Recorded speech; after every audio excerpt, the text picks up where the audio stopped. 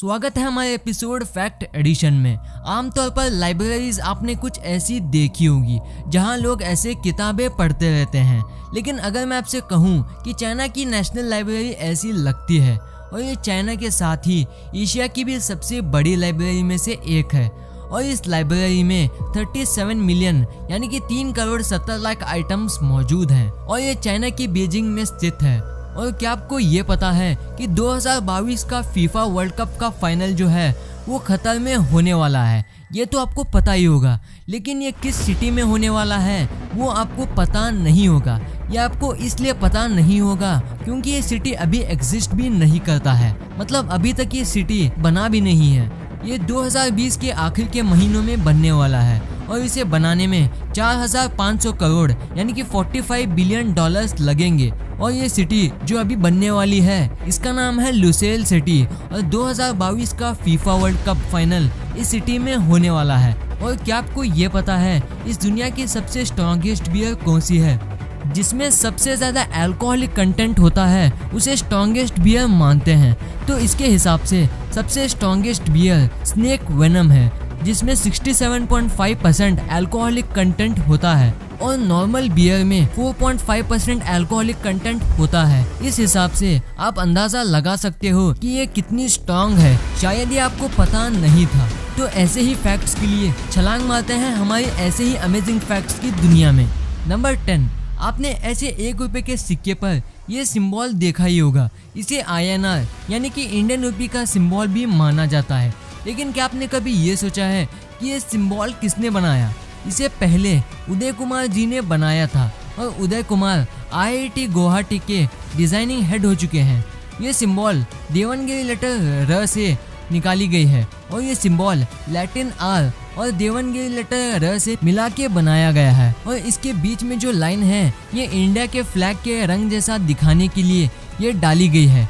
तो इसी बात पे ये वीडियो पे 1 लाइक तो बनता है। नंबर 9, अब ये जो फैक्ट है ये थोड़ा डरा देने वाला है। 1978 में ऑस्ट्रेलिया के ऊपर से एक हवाई जहाज उड़ रहा था, पर वो अचानक से वो गायब हो गया।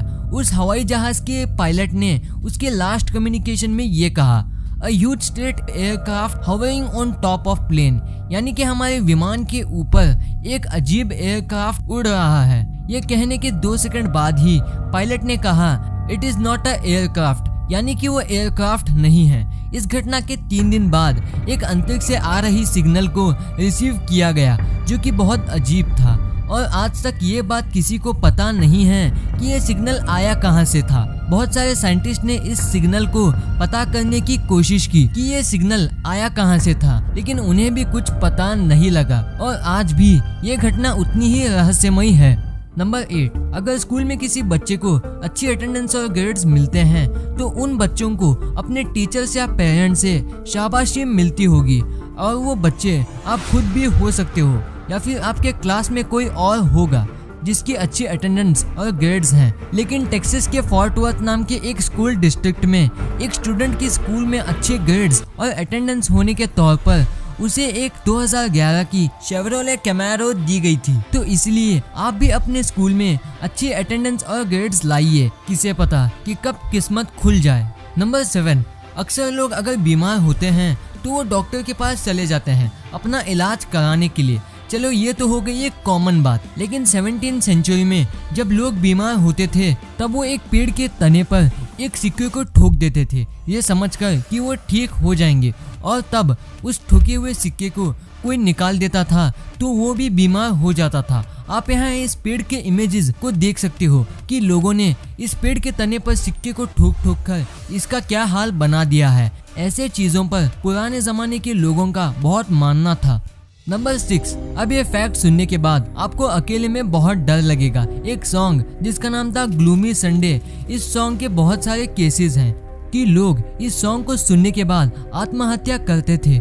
जिसने ये सॉन्ग को लिखा था रेसेजो सीरस, उन्होंने भी इस सॉन्ग को सुनने के बाद सुसाइड कर लिया था, पर वो विंडो से कूदने के बाद भी बच गए थे। उसके बाद उन्हें हॉस्पिटल में ले जाया गया, लेकिन उन्होंने एक वायर का इस्तेमाल करके खुद को ही मार डाला।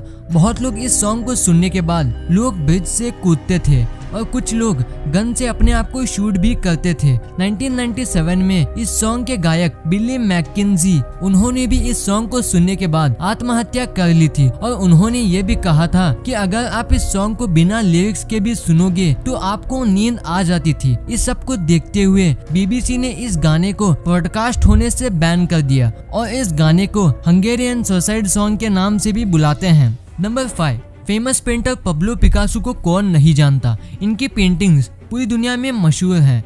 ये बहुत अतरंगी पेंटिंग्स बनाते थे और इनकी पेंटिंग्स बहुत से म्यूजियम में लगाई गई है। जब म्यूजियम में लोग इन पेंटिंग्स को देखने आते थे, बहुत लोगों को इन पेंटिंग्स का मतलब समझ नहीं आता था।